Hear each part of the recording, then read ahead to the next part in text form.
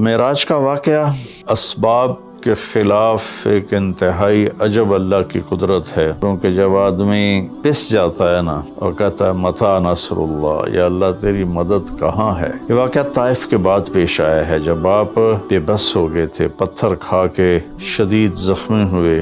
دوسرے فرشتہ وہ پانی لایا زمزم کا، اس سے آپ کے سینے کو صاف کیا، پھر دل باہر نکالا، اس کو چیرا، اس سے صاف کیا، اور پھر دوبارہ دل کو رکھ دیا، سینے کو بند کر دیا۔ اب یہ سارا کچھ اپنے ہوش میں دیکھ رہے تھے۔ پھر وہاں سے براق پہ سوار ہوئے، آپ کو سوار کرایا گیا، اور وہ تھوڑا مستی کرنے لگا تو جبریل بولے تو یہ پتہ ہے تیرے اوپر کون سوار ہیں؟ تو اس کے ساتھ ہی وہ ایک دم سر نیچے کر گیا۔ اب اتنی بڑی کائنات کا سفر کر کے واپس تشریف لائے۔ تو اس میں ایک بڑا سبق ہے، وہ یہ ہے کہ اللہ نے اپنے نبی کا ہاتھ پکڑا، اپنی ذات تک پہنچا دیا۔ ہم اپنا ہاتھ اللہ کے نبی کے ہاتھ میں دے دیں تو ہم بھی اللہ کی ذات کے تک ہماری بھی پہنچ ہو جائے گی۔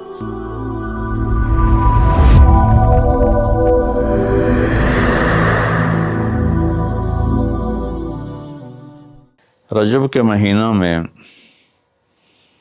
اللہ تعالیٰ کے نبی کو اللہ تعالیٰ نے اپنے پاس بلایا، جس کو ہم معراج کہتے ہیں، شب معراج، لیلۃ المعراج، اور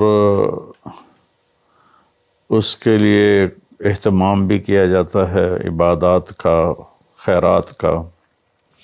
یہ اللہ تعالیٰ کی بہت بڑی قدرت میں سے ایک چھوٹا سا نمونہ تھا کہ 3 کپڑوں میں اٹھایا اور سارے خلا کے پردوں کو چاک کروا کے 7 آسمان کے دروازے کھلوا کر سدرۃ المنتہا پہ جبریل کی بھی بس ہو گئی کہ اس کے آگے اتنا بھی اوپر گیا تو جل کے راکھ ہو جاؤں گا۔ تو اس سے اوپر آپ تشریف لے گئے، اور پھر عرش خوشی سے جھوم اٹھا، اہتز عرش الرحمن، عرش خوشی سے یوں جھوم رہا تھا۔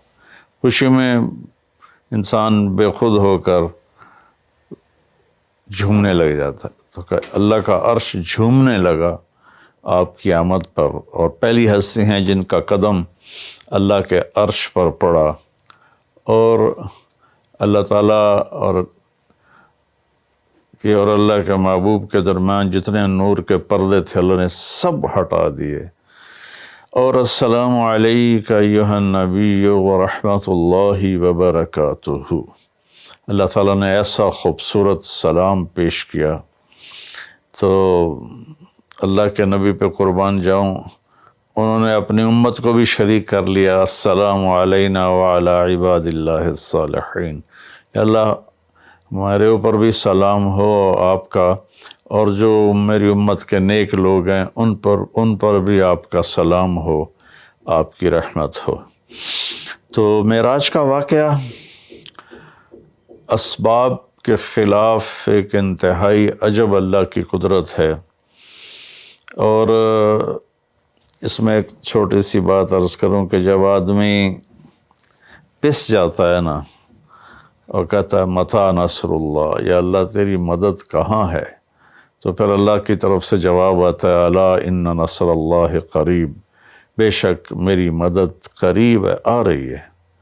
یہ واقعہ طائف کے بعد پیش آیا ہے، جب آپ بے بس ہو گئے تھے، پتھر کھا کے شدید زخمی ہوئے، پھر آپ مکہ تشریف لائے تو باہر ٹھہر گئے، اندر آنے کی آپ کی سکت نہیں تھی، اور آپ نے زید ابن حارثہ کو اخنس بن شریک کے پاس بھیجا کہ مجھے پناہ دو، میں مکے میں داخل ہونا چاہتا ہوں، تو اس نے انکار کر دیا، کہا میں نہیں پناہ دیتا۔ پھر اپنے سہیل ابن عمر کو پیغام بھیجا کہ مجھے پناہ دو، اس نے بھی انکار کر دیا۔ پھر ایک اور عرب کے سردار تھے، ان کو پیغام بھیجا، غالباً صفوان بن امیہ کو پیغام بھیجا کہ مجھے پناہ دو، تو انہوں نے بھی انکار کر دیا۔ تو پھر آپ نے مطعم بن عدی کو پیغام بھیجا، ان کے بیٹے جبیر صحابی بنے، تو مطعم بن عدی کو پیغام بھیجا، تو وہ آپ نے بچوں کو لے کر باہر گیا، اور اللہ کے نبی کو اپنے بیٹوں کے ساتھ لے کر مکہ میں انٹروا حرم شریف میں آ کے اعلان کیا، آج کے بعد محمد بن عبداللہ صلی اللہ علیہ وسلم میری پناہ میں ہے، انہیں کوئی ٹچ نہیں کر سکتا۔ ابو جہل نے کھڑے ہو کر کہا، تم یہ اس کا کلمہ پڑھ کے کہہ رہے ہو یا اپنی سرداری کے زوم پر کہہ رہے ہو، اپنی سرداری کے بلبوتے پر؟ اور کہا نہیں، میں نے اس کا کلمہ نہیں پڑھا، جو اللہ نے مجھے سٹیٹس دیا ہے اس کی وجہ سے کہہ رہا ہوں۔ کہ پھر ٹھیک ہے، ہم ان کو کبھی ٹچ نہیں کریں گے۔ اس قدر حال سنگین ہو گیا تھا، اور کبھی آسمان کے فرشتے نہیں روئے سوائے دو جگہ۔ ایک دفعہ جب ابراہیم علیہ السلام نے حضرت اسماعیل کو الٹا لیٹایا اور چھری ہاتھ میں اور سر کے بال ہاتھ میں اس طرح، اور یوں آسمان کو دیکھ کے کہا، یا اللہ تو مجھ سے ناراض ہو گیا ہے کہ میرے دل میں اسماعیل کی محبت آ گئی ہے۔ اس پر آسمان کے فرشتے زار و قطار روئے تھے۔ اور ایک جب ہمارے نبی کو پتھر پڑے اور پڑھتے پڑھتے بے ہوش ہو کے گر گئے، اس وقت ساتوں آسمان کے فرشتے روئے تھے۔ اور پھر ملک الجبال حاضر ہوا، یا رسول اللہ اجازت ہو تو ان کو ایسے پیس کے سرما بنا کے رکھ دوں، ان اطبق علیہم الاخشبین۔ آپ نے کہا نہیں، لا اللہ ان یخرج من اصلابہ من یوحد اللہ، نہیں، اللہ تعالیٰ ان کی نسل میں ایسے پیدا کرے گا جو اللہ کی توحید کو ماننے والے ہوں گے۔ اس تکلیف کے بعد یہ سفر ہوا کہ 27 رجب کو جبرائیل آئے، آسمان سج چکے ہیں، اور ہماری یعنی زبان میں یا ہمارے رواج میں کہ یا رسول اللہ استقبال کے لیے قطاریں لگ گئی ہیں، آپ ان کو لے کر گئے۔ آپ ام ہانی رضی اللہ عنہ، حضرت علی رضی اللہ تعالیٰ عنہ کے گھر میں تھے آپ، تو وہاں سے حتیم میں لے گئے، آپ کا سینہ چاک کیا۔ دوسرے فرشتہ وہ پانی لایا زمزم کا، اس سے آپ کے سینے کو صاف کیا، پھر دل باہر نکالا، اس کو چیرا، اس سے صاف کیا، اور پھر دوبارہ دل کو رکھ دیا، سینے کو بند کر دیا۔ اب یہ سارا کچھ اپنے ہوش میں دیکھ رہے تھے۔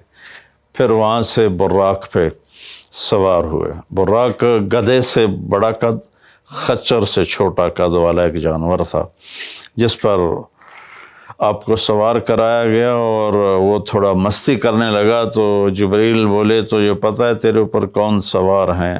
تو اس کے ساتھ ہی وہ ایک دم سر نیچے کر گیا، اور پھر وہاں سے پرواز کی بیت المقدس، اور وہاں آپ نے 2 نفل پڑھے اور ان کو وہیں چھوڑ دیا، اس کو براق کو وہیں چھوڑ دیا۔ وہاں سے پھر سفر شروع ہوا اللہ کی طرف۔ اس سفر کو اللہ نے یوں بیان کیا، سبحان الذی اسری بعبدہ لیلا من المسجد الحرام الى المسجد الاقصى الذي بارکنا حولہ لنریہ من آیاتنا انہ هو السمیع العلیم۔ تو اس میں اہل علم کے لیے بڑا خوبصورت نقطہ بھی میرے ذہن میں ہے کہ یہ قرآن کی پہلی صورت ہے جو سبحان مصدر سے شروع ہو رہی ہے، سبحان الذی۔ پھر اس کو آگے لے جا کر اللہ تعالیٰ نے مصدر کے بعد فعل ماضی ہوتا ہے تو سبح للہ ما فی السماوات والارض کے ساتھ شروع کیا، تو مصدر آیا، ماضی آیا، ماضی کے بعد مضارع ہوتا ہے، فیوچر ہوتا ہے، مستقبل ہوتا ہے، تو یسبح للہ ما فی السماوات وما فی الارض الملک القدوس العزیز الحکیم۔ پھر اس کے بعد امر کا صیغہ ہوتا ہے، تو سبح اسم ربک الاعلی الذی خلق فسوی۔ یہ قرآن کا اعجاز ہے، قرآن کی خوبصورتی ہے، قرآن کی بلاغت ہے۔ سبحان، سبح، یسبح، سبح۔ تو اللہ تعالیٰ نے پہلے اپنی پاکیزگی کو بیان کیا کہ جو کچھ کہنے والا ہوں میں سب کچھ کر سکتا ہوں، میرے لیے کوئی مشکل نہیں کہ میں اپنے بندے کو لے کر گیا۔ اللہ آنے جانے سے پاک ہے، لیکن با کا اضافہ یہ بتاتا ہے کہ اللہ تعالیٰ کہہ رہے تھے یوں ہی سمجھو کہ میں اپنے بندے کو خود لے کر گیا اوپر۔ آپ جبریل کے کندھوں پر، پروں پر سوار ہو کر نہیں گئے، آپ کا سفر الگ تھا، جبریل کا الگ تھا، یہاں تک کہ پہلے آسمان پر پہنچے تو دروازہ کھلا تو آدم علیہ السلام نے استقبال کیا، گلے لگایا۔ پھر اس سے اوپر گئے تو عیسیٰ علیہ السلام، یحییٰ علیہ السلام، زکریا علیہ السلام نے استقبال کیا، اور سارے آسمان کے فرشتوں نے استقبال کیا۔ پھر اس کے بعد تیسرے آسمان پر گئے تو یوسف علیہ السلام نے استقبال کیا اور سارے فرشتوں نے۔ پھر چوتھے آسمان پر گئے تو یونس علیہ السلام نے اور باقی سارے فرشتوں نے۔ تو پھر پانچویں آسمان پر گئے تو ہارون علیہ السلام اور آسمان کے فرشتے۔ پھر چھٹے آسمان پر گئے تو موسیٰ علیہ السلام اور موسیٰ علیہ السلام کے آسمان کے فرشتے۔ اس دن اللہ نے میں نے پڑھا کہیں نہیں لیکن مجھے لگتا ہے کہ اس دن اللہ تعالیٰ نے سارے فرشتوں کی عبادت کی چھٹی کرا دی ہوگی اور فرمایا ہوگا بس میرے محبوب کا دیدار کرو، استقبال کرو، آج یہی تمہاری عبادت ہے، کیونکہ ہر فرشتہ بے قرار تھا کہ دیدار ہو جائے۔ پھر اب ساتویں آسمان پر گئے، وہاں ایک بیت اللہ تھا، وہاں ایک بزرگ سفید داڑھی والے یوں کر کے بیٹھے ہوئے تھے، یوں کر کے، اور لمبے ان کے بال تھے، لمبی داڑھی تھی، وہ نہیں اٹھے، وہ بیٹھے رہے۔ جب اب قریب آئے تو وہ کھڑے ہوئے اور کہا میرا بیٹا آ گیا۔ پہلے نبیوں نے کہا ہمارے بھائی آ گئے، ہمارے بھائی آ گئے، ہمارے نبی آ گئے۔ اس بزرگ نے کہا میرے بیٹے آ گئے، میرے بیٹے آ گئے۔ تو آپ نے جبریل سے پوچھا یہ کون بزرگ ہیں؟ تو انہوں نے فرمایا یہ آپ کے دادا ابراہیم علیہ السلام ہیں۔ اس میں اللہ نے ہمیں سبق دیا کہ بیٹا کتنے ہی عالی مقام پہ چلا جائے، اس کے ذمہ ہے اپنے ماں باپ کا ادب کرے، ان کے پاؤں چھوئے، ان کے سامنے سر جھکا کے چلے۔ یہ ہواؤں میں اڑ جائے، عرش کو چیر کے اللہ تک پہنچ جائے، پھر بھی باپ کے آگے، ماں کے آگے سر جھکانا ہے۔ اور یہ سبق عملاً اللہ نے امت کو سکھایا، پہنچایا کہ اللہ تو جانتے تھے کہ یہ امت اپنے والدین کی کتنی نافرمان ہوگی اور کتنے ماں باپ ہوں گے جو چھپ چھپ کے روئیں گے، کتنی مائیں ہوں گی جو دوپٹے کے پلو میں اپنے آنسو چھپا لیں گی اپنی اولاد کی نافرمانی کی وجہ سے، بدتمیزی کی وجہ سے۔ میرے نبی سے پوچھا گیا یا رسول اللہ قیامت کب آئے گی؟ تو آپ نے فرمایا اللہ کو پتہ ہے۔ کیا کوئی نشانی فرما دیں؟ ارشاد فرما دیں کہ جب مائیں بیٹیوں کے ہاتھوں ذلیل ہوں گی تو قیامت آئے گی۔ یعنی بیٹے تو کرتے ہی رہتے ہیں، اگر بیٹیاں بھی ماں کو ذلیل کریں گی تو قیامت آ جائے گی۔ تو یہ اتنا بڑا مقدس رشتہ ہے۔ آپ نے فرمایا جس نے اپنے والدین کو دکھ دیا اس پہ اللہ کی لعنت، زمین آسمان کی لعنت، فرشتوں کی لعنت، نہ اس کی نماز قبول ہے، نہ روزہ، نہ صدقہ۔ اور دوسری طرف آپ نے فرمایا جو صبح صبح ماں باپ کی زیارت کر لے تو صبح سے شام تک جنت کے 2 دروازے اس کے لیے کھل جاتے ہیں۔ نہ حال پوچھا نہ خدمت کی، صرف آ کے زیارت کی محبت کی وجہ سے۔ شام کو آ کے ان کی زیارت کی تو صبح تک جنت کے 2 دروازے اس کے لیے کھلے رہیں گے۔ پھر ان میں کوئی ایک فوت ہو جاتا ہے اور یہ اس ایک کی بھی ایسے تعداد کرتا ہے، زیارت کرتا ہے، ایک دروازہ کھلا رہے گا۔ تو یہ اس میں ایک بہت بڑا سبق تھا ماں باپ، چونکہ پہلا قصور تو ماں باپ کا ہے کہ وہ بتاتے ہی نہیں، وہ تعلیم ہی نہیں دلاتے جس سے پتہ چلے کہ ماں باپ کا مقام کیا ہے۔ اسی میں ہماری نسل ڈپریشن کا شکار ہو گئی۔ تو انہیں کیا پتہ باپ کون ہوتا ہے، ماں کون ہوتی ہے۔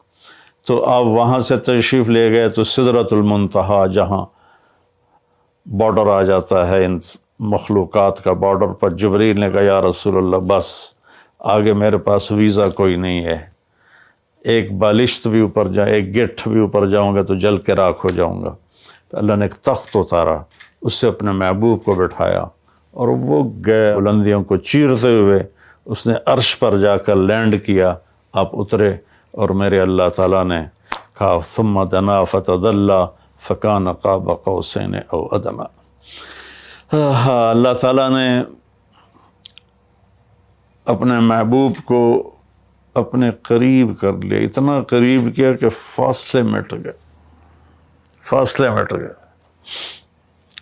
تو بھائیو پھر لمبا واقعہ ہے، اور لوگ آج کل اتنا لمبا سنتے بھی نہیں ہیں، تو میں صرف جانے کا بتا دیتا ہوں۔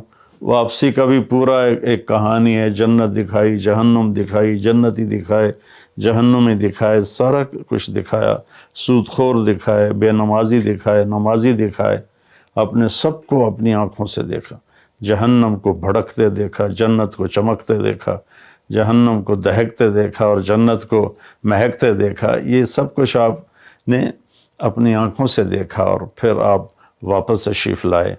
تو جب آپ پہنچے تو ابھی رات کا حصہ باقی تھا اور رات گزری نہیں تھی جب آپ اتنی بڑی کائنات کا سفر کر کے واپس تشریف لائے۔ تو اس میں ایک بڑا سبق ہے، وہ یہ ہے کہ اللہ نے اپنے نبی کا ہاتھ پکڑا اور اپنی ذات تک پہنچا دیا۔ ہم اپنا ہاتھ اللہ کے نبی کے ہاتھ میں دے دیں تو ہم بھی اللہ کی ذات تک ہماری بھی پہنچ ہو جائے گی۔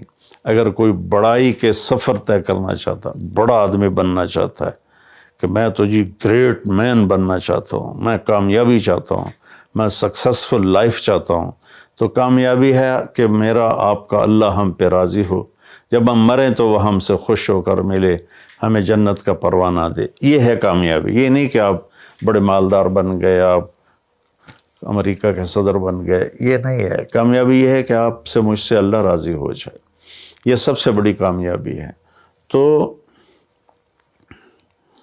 اللہ تعالیٰ کے نبی کے ہاتھوں میں ہاتھ دے دے تو اللہ تک پہنچائی آسان ہو جائے گی۔ ایک واقعہ سنا کے ختم کرتا ہوں۔ ایک بدو آیا، کہنے لگا ہے محمد، آپ نے کہا جی۔ اب بدتمیزی کا جواب بدتمیزی سے نہیں، پیار سے دیتے، جی تیری 3 باتیں بڑی عجیب ہیں۔ آپ نے کہا کیا؟ تو کہتا ہم باپ دادے کا دین چھوڑ کے تیرے دین پہ آ جائیں گے، ہم کیوں چھوڑیں باپ دادے کا دین؟ کہا اچھا، اور؟ تو کہتا ہے کہ ہم مر کے مٹی ہو جائیں گے اور پھر دوبارہ زندہ کیے جائیں گے۔ کہا اچھا، اور؟ تو کہتا ہے سورے عرب کو تیری امت فتح کر لے گی، ایران اور یورپ کو بھی تیری امت فتح کر لے گی۔ تو یہ کیسی بچوں والی باتیں کہا، ان کو روٹی نہیں ملتی اور یہ سنا رہا ہے ان کو کہ اس سے کیسر اور کسرا 2 بڑے بلاک تھے اس وقت۔ تو آپ نے مسکرا کے فرمایا انشاءاللہ تیری عمر لمبی ہوگی، تو دیکھے گا کہ سارا عرب و عجم میرا کلمہ پڑھے گا، پھر تو دیکھے گا کہ سارا عرب و عجم یہاں مدینہ ڈھک کے آئے گا، اور پھر تو دیکھے گا کہ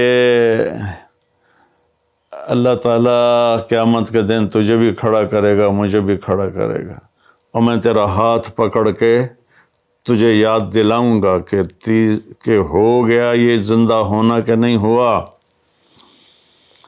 تو وہ کہنے لگا نہیں میں نہیں مانتا، تو چلا گیا۔